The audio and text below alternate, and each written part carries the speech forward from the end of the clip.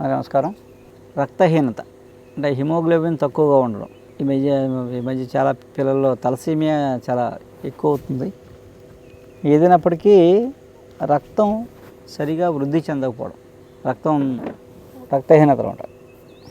Anaemia అంటాం, anaemic patients, Pandu వ్యాధి అంటారు. సో ఏదైనప్పటికీ రక్తం లేకపోవడం విషయం ఏంటంటే రక్తహీనత, రక్తం లేకపోవడం, హిమోగ్లోబిన్ తక్కువగా ఉండడం. ఈ పదం బాగా అర్థం అవుతుంది అందరికీ బాగా తొందరగానే.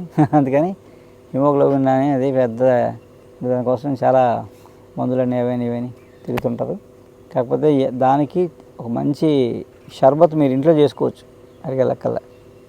అలాగని మందులు వాడుకోవచ్చు, మీరు ఏమనుకున్నా వాడుకోండి. వాటితో పాటు ఇది కూడా చేస్తే ఇంకా తొందరగా రక్త వృద్ధి జరుగుతుంది.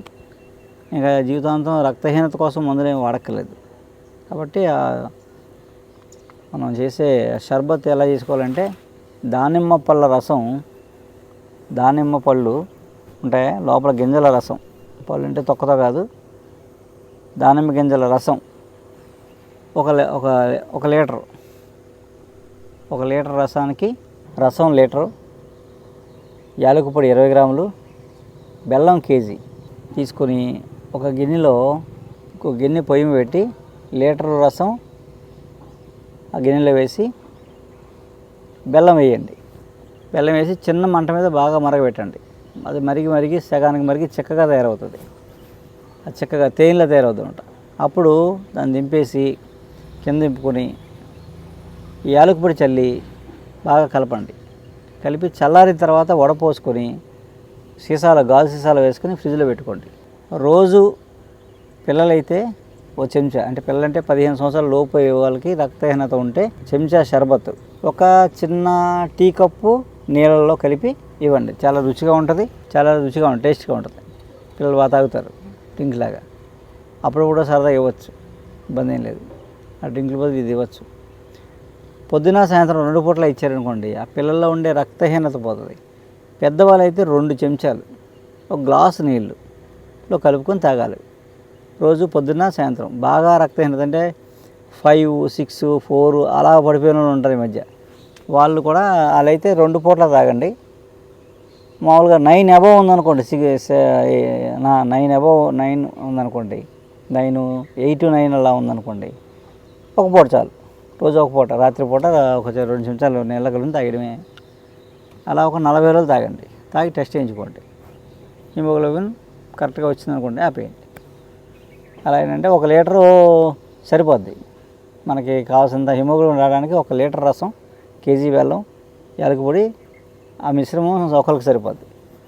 నమస్తే అండి, నా పేరు వాసు అండి, విశాఖపట్నం నుంచి. ఇక్కడ దీర్ఘాయు క్యాంప్కి వచ్చాము నిన్న. యాక్చువల్గా ఒక 3-4 ఇయర్స్ నుంచి డాక్టర్ గారిని ఫాలో అవుతున్నాము.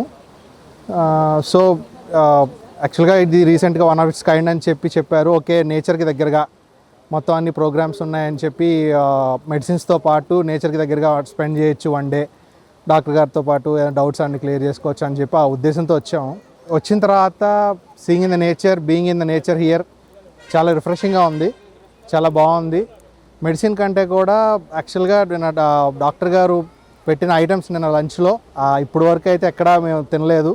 Very happy, different kind of experience మాకు. ఫుడ్లో కానీ, ఫుడ్ లైఫ్ స్టైల్లో చేంజెస్ ఎట్లా చేసుకోవాలి కానీ ఆల్రెడీ ఎప్పటి నుంచి చెప్తున్నారు డాక్టర్ గారు, ఇది కొత్తగా ఏం లేదు. కానీ ఎక్స్పీరియన్స్ ఈజ్ వెరీ యూనిక్, చాలా బాగుందండి. ఆబ్వియస్లీ నెక్స్ట్ ఎప్పుడన్నా ఉంటే ఖచ్చితంగా అందరూ విజిట్ చేయొచ్చు. నా పేరు శ్రీనివాసరావు అండి. డాక్టర్ రవివర్మ గారు నిర్వహిస్తున్న ఈ వనవాసం కార్యక్రమానికి నేను నిన్న అటెండ్ అయ్యానండి.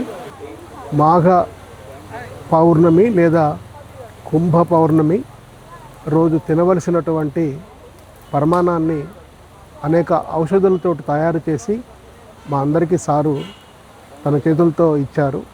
చాలాసేపు సూర్యోదయాన్ని చూసుకుంటూ, సూర్యోపాసన చేసుకుంటూ ఈ ప్రసాదం తిన్నాం. ఇది మహాద్భాగ్యం అండి. తర్వాత నిన్నటి మధ్యాహ్నం వేళ మాకు అందించిన భోజనం కూడా గతంలో ఎప్పుడు తిననటువంటి భోజనం అండి. సుమారుగా 17-18 రకాలు ఏర్పాటు చేశారు. అందులో మొదట దుంపలు, అష్టాంగ లవణమని అదొక రకం, ఇట్లా మనం ఎప్పుడు తిననివి రకరకాలుగా వడ్డించారు. చాలాసేపు రవివర్మ గారు మాతోటే ఉన్నారు. రాత్రిపూట ఈ పోడు వ్యవసాయం వల్ల ఈ ప్రాంతాల్లో అడవులన్నీ ఎట్లా నశించాయో చెప్తూ వాటిని పునర్నిర్మించడానికి సారు ఔషధ మొక్కలు పెంపకానికి పెంచే విధానానికి ట్రైనింగ్ ఇస్తామని చెప్పారు. ఒక 5 ఏళ్లలో 1,00,000 ఎకరాల్లో ఈ నశించిపోయినటువంటి అడవుల్ని మళ్ళా పునర్నిర్మించేటువంటి ఒక గొప్ప కార్యక్రమం సార్ చేపడుతున్నారండి రవివర్మ గారు. దీనికి మనందరం సహకరించాలి. ఈ సారు కళ నెరవేరాలని నేను మనస్ఫూర్తిగా కోరుకుంటూ